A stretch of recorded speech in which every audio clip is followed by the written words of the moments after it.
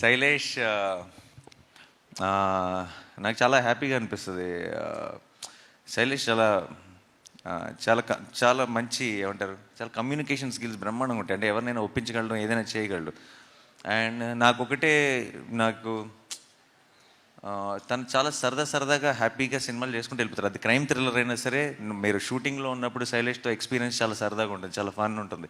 చాలా ఏదో జోకులు చేస్తూ చాలా మీమ్స్ అవి చాలా ఫాలో అవుతాడు. చాలా ఏదో ఒక ప్రతి షాట్ మీద మానిటర్లో చూసి ఏదో జోక్ వేసేస్తాడు, ఏదో కౌంటర్ వేస్తాడు. అది మనం ఏదో నవ్వుకుంటూ ఉంటాం.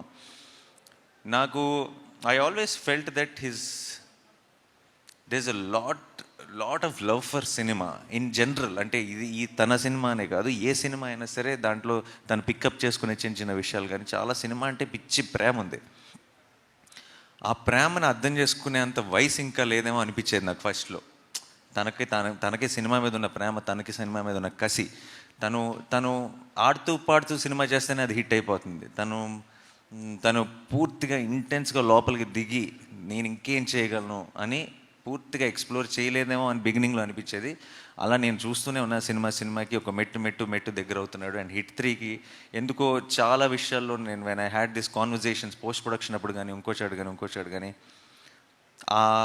దొరికేసింది అనిపించింది. ఆ మీటర్ దొరికేసింది, తనకు అర్థమైపోయింది తను వెళ్ళాల్సిన డైరెక్షన్, తను చూస్తున్న విజన్కి దారి దొరికేసింది అనిపించింది. And I felt very very proud of the way he pulled this of and the way he delivered that output.